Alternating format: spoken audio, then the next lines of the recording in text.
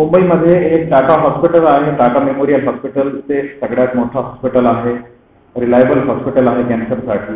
तसंच हॉस्पिटल आपण आपल्या क्षेत्रामध्ये, मराठवाड्यामध्ये, आपल्या औरंगाबादमध्ये आपण सुरू करू.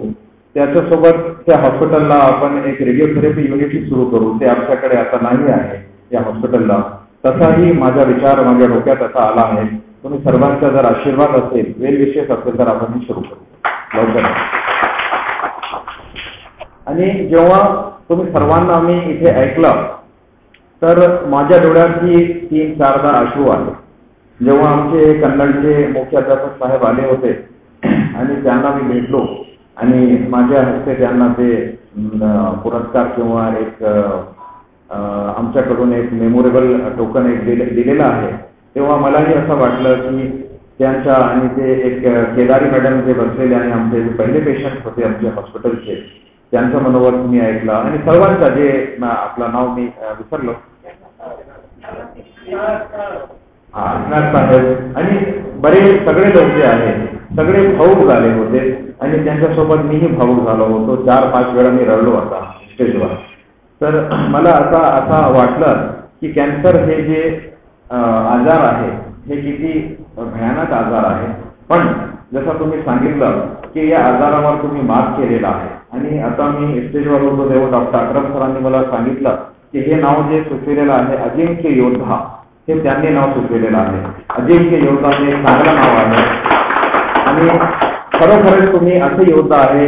याने तुम्ही अशी एक मला मी प्रयत्न करतो मराठीमध्ये, एक जे जंग याला आपण म्हणतात ते तुम्ही जिंकलेली आहे, ते अजिंक्य झाले आहे. तुम्ही जे लोक समजत होते कि हे फार यानी ये ऐसी एक बीमारी है कि जिसको आप कभी मात नहीं दे सकते हैं या ये अच्छी नहीं हो सकती है, एक ऐसी बीमारी. और ये एक ऐसी बीमारी है पूरे हॉस्पिटल में जो हमने महसूस किया है कि हर आने वाला बीमार एक बार जब डिस्चार्ज हो जाता है 4 दिन, 8 दिन, 15 दिन के बाद, तो उसको दोबारा शायद ही कभी हॉस्पिटल आना पड़ता है.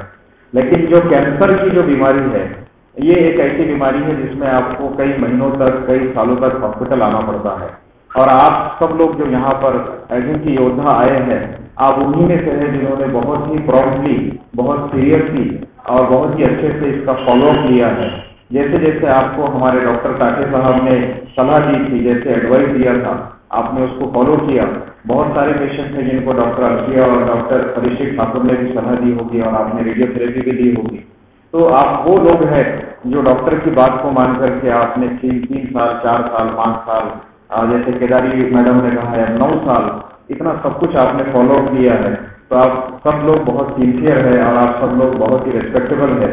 तो मैं आप सबकी भी बहुत ज़्यादा कदर करता हूँ. और जैसे अभी आप लोगों ने बताया था, जो हमारे कन्नड़ के सर उन्होंने बताया था कि वो काफ़ी लोगों को फ़ोन करके सलाह देते हैं. तो आप सब ही समाज के अंदर ये अवेयरनेस प्रोग्राम अपने अपने शहर में, अपने गाँव में, अपनी कॉलोनी में, जहाँ जहाँ हो सकता है इसके लिए एक अवेयरनेस प्रोग्राम कीजिए कि कैंसर की बीमारी होती क्यों है या क्यों हो सकती है और उससे बचने के लिए आपको क्या करना चाहिए. और अनफॉर्चुनेटली अगर वो हो जाती है तो उसके ट्रीटमेंट के लिए हमारे पास सारे ट्रीटमेंट्स है, उसको हम कहाँ पर जाएं और किस तरह ट्रीटमेंट करें. हमारे पास लकीली मराठवाड़े का सबसे बड़ा शहर औरंगाबाद है और हमारे शहर में एशियन हॉस्पिटल है. यहाँ डॉक्टर नितिन टाटे है, तो आप इनके पास किसी भी वक्त आ सकते हैं और अपने जानने वालों के लिए, ट्रीटमेंट के लिए, फॉलोअप के लिए, इन्वेस्टिगेशन के लिए आप यहाँ पर हमारे पास अप्रोच कर सकते हैं. और इसके बाद आपको एक अच्छे से अच्छा ट्रीटमेंट मिलेगा, इसकी भी मैं आपको एक गारंटी और गवाही देता हूँ. इस वजह से बीमार होते हैं बेचारे, तो वो पेशेंट हमारे पास में ट्रीटमेंट की एक आशा लेकर आए अल्हम्दुलिल्लाह.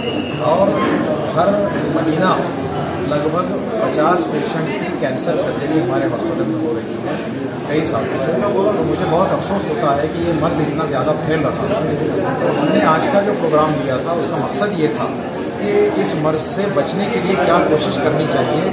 अब जैसे मैंने आपसे कहा हूँ, सिर्फ कैंसर को लेकर अगर आप बात करते हैं तो लगभग हमारे पास हर साल 600-700 सर्जरी उसकी हो रही है और 9 साल से हम ये हॉस्पिटल चला रहे हैं.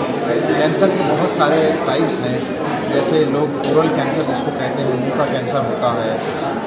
लेडीज़ में जो सबसे ज़्यादा कॉमन कैंसर है ब्रेस्ट कैंसर होता है, फिर पेट का कैंसर होता है, टॉयलेट की जगह का कैंसर होता है, फिर अलग अलग कैंसर की बीमारियां जो है वो खून का वगैरह भी होता है। तो आप इन सब के लिए एक लंबी सी लिस्ट है, इसको आप इंटरनेट पर गूगल कर सकते हैं।